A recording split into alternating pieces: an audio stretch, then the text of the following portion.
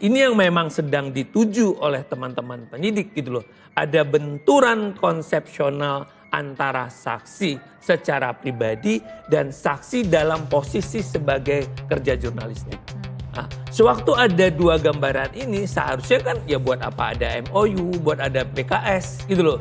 Karena kan jauh sebelumnya filosofinya ada itu gitu loh. Jadi semestinya monggo saja dipanggil, ya silakan aja mungkin ada pendalaman, tapi ada mekanisme yang harus dilakukan. Melalui Dewan Pers. Dewan Pers, karena kalau ini terjadi tentunya adalah apa ya, mengenyampingkan atau ada satu kekeliruan kan, atau menekan tanda petik insan-insan pers.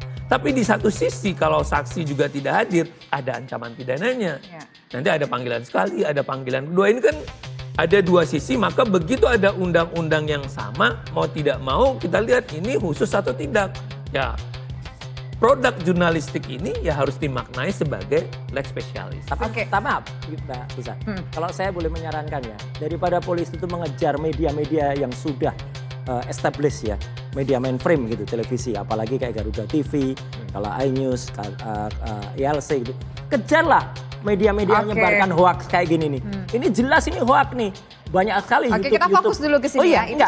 ini saya hanya sekedar membandingkan ya. Ini sudah jelas hoax, disebut nama Pak Yusuf Kalla, katanya itu statementnya respon, padahal tidak. Ini diglorifikasi oleh para teman-teman, atau menurut saya bukan teman-teman ya, oknum-oknum dari gerombolan yang namanya Ceboker Nusantara. Nih, orang-orangnya nih. Nih, orang-orang udah itu jelas soal 50 miliar, soal adanya WA palsu, adanya apa. Jadi mending polisi itu ngejar mereka-mereka ini yang jelas-jelas ini hoax, mengedar, daripada kemudian mengejar media. Saya juga pernah diundang di Garuda TV waktu itu kan, waktu masih di Sarinah ya. Kita bicara soal ini juga, dan waktu itu apa? Itu kan hasil penelitian, fakta gitu loh yang ditampilkan. Ya nggak usah ngejar medianya. Saya bertanggung jawab kok terhadap penelitian saya. Oke, baik. Nggak perlu medianya yang dikejar. Tapi kan yang jelas begini ya, kalau kita mau jujur Mas Roy ya, Mbak Udo. Untuk Mas Aiman dan Pak Karni yang sudah punya perjalanan jam terbang yang tinggi, setidak-tidaknya ada profesionalisme mereka, objektivitas mereka. Itu yang tadi yang seharusnya dilindungi. Maka tepatlah memang Mas Aiman tidak memilih datang. Kan Mas Aiman memberikan opinian melalui perusahaan, melalui legal dan segala macam ya. Tapi mungkin tadi Pak Karni mungkin mengambil langkah yang lebih bijaksana lagi, ya kan, karena memang seseorang yang dianggap mengetahui, melihat. Apa-apa lah, mantan Kompolnas lagi. Jadi kan mungkin bisa tahu lah. Bang Karni juga punya pilihan sikap dan punya prinsip untuk itu. Tapi terhadap kedua tokoh jurnalis ini, siapa yang tidak tahu yang seharusnya yang tadi kita bilang dilindungi, mereka punya jaminan dan mereka punya hak untuk pelindungan hukum. Bahkan kalau KUHP yang baru juga ada hak saksi untuk mendapatkan perlindungan. Iya, betul. Seharusnya bisa juga ditepikan dan Dewan Pers bisa masuk untuk ini sebenarnya melindungi untuk ini. Oke, baik. Hebat ya polisi kita. Sibuk memanggil jurnalis senior yang bekerja sesuai kode etik. Sementara para pembuat hoax dari Ceboker Nusantara yang terang-terangan menyebarkan kebohongan, termasuk soal dana 50 miliar rekayasa AI, dibiarkan bebas berkeliaran. Independen? Hanya slogan. Kerja? Sekadar teror. Roy Suryo bilang, daripada polisi kelabangan manggil-manggil wartawan, mending kejar yang benar-benar bikin onar.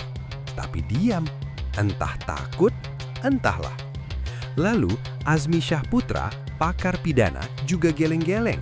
Ada MOU Polri Dewan Pers, tapi kok malah diabaikan? Penyidik seenaknya membenturkan saksi personal dengan saksi jurnalis. Buat apa aturan kalau cuma jadi pajangan? Mekanisme lewat Dewan Pers? Loh, itu mah kalau polisi punya niat baik. Tapi ini kan Indonesia. Yang membela kebenaran dipanggil, yang menyebar hoax dipeluk. Keadilan? Kadang ada, kadang hanya untuk yang punya kuasa. Mau bukti? Coba lihat siapa yang diusik dan siapa yang dibiarkan. Jelas kan? Silahkan. Ketika di pengadilan akan timbul pertanyaan.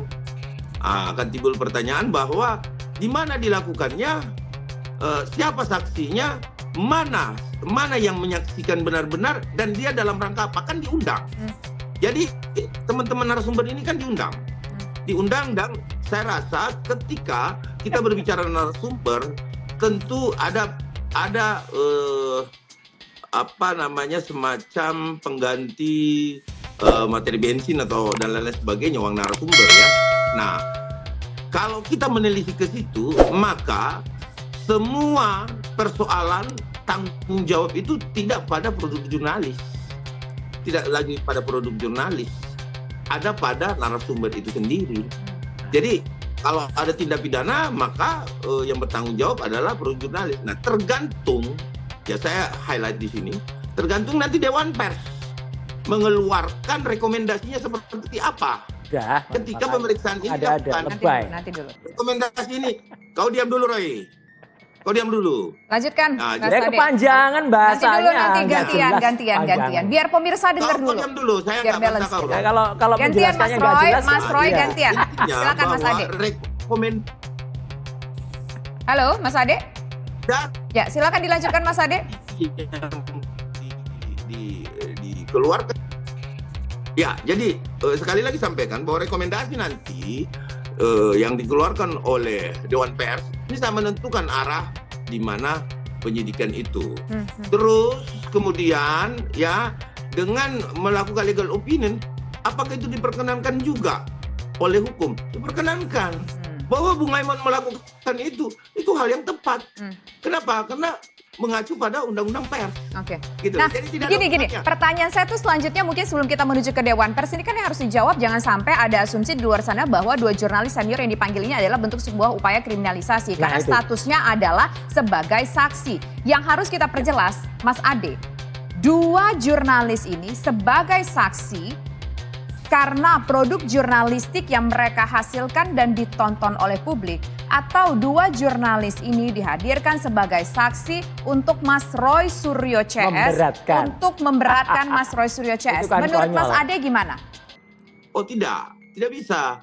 Tidak ada pemberatan di dalam hal itu. Karena ingat bahwa debat-debat yang dilakukan di TV-TV, apalagi itu seperti Bang Karni, terus kemudian yang dilakukan oleh Bang Aiman, itu tidak satu arah. Dia 2 arah. Jadi berbeda. Jadi ini yang harus diberikan pemahaman kepada masyarakat Indonesia. Ketika itu 2 arah, maka produk jurnalis itu tidak melanggar aturan. Ini saya setuju. Artinya dia produk jurnalis yang tepat. Bahwa itu 2 arah. Tidak bisa itu. Itu tidak bisa, Mbak. Jadi sekali lagi sampaikan bahwa tidak akan ada berat sebelah, tidak akan ada yang dikatakan bahwa siapa berpihak siapa. Di sini akan menjadi pembuktiannya adalah apakah narasumber lain diundang juga dari pihak sebelah. Nah, ini kan masing-masing bertanggung jawab dengan masing-masing. Jadi tidak ada. Kasihan Bang Ade, malah jadi bahan tawa sendiri.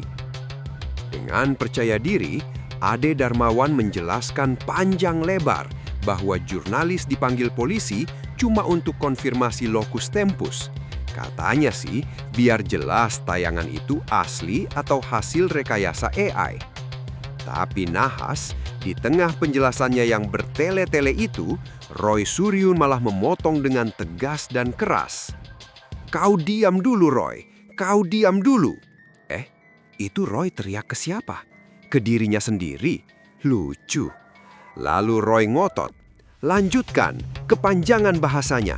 Gantian, biar pemirsa dengar dulu." Dan suasana studio pun riuh. Bukan karena Ade pintar menjelaskan, tapi karena Roy Suryo malah lebih menguasai panggung. Sementara Ade cuma bisa tertawa kecil menyebut, "Mas Roy emang selalu keburu napas," seolah-olah dia yang menang. Padahal semua orang tahu, dialah yang dipotong, dialah yang kalah momentum, dialah yang jadi bulan-bulanan. Ade mau terlihat kalem, tapi yang terjadi justru dia yang ditertawakan. Bukan karena argumennya jelek, tapi karena gayanya sok tenang sambil digebukin interupsi.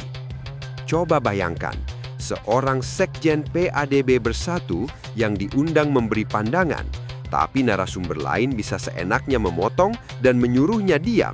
Lalu dia cuma bisa senyum-senyum kecut. Itu bukan kemenangan, itu kegagalan menjaga otoritas sebagai pembicara. Jadi siapa yang sebenarnya jadi bahan tawa malam itu? Bukan Roy Suryo yang emosi, tapi Ade Darmawan yang sok bijak tapi tak berdaya. Selamat Bang Ade, Anda berhasil menjadi komedian tidak sengaja di acara serius. Terima kasih sudah menonton. Jangan lupa like, komen, dan subscribe. Sampai jumpa kembali.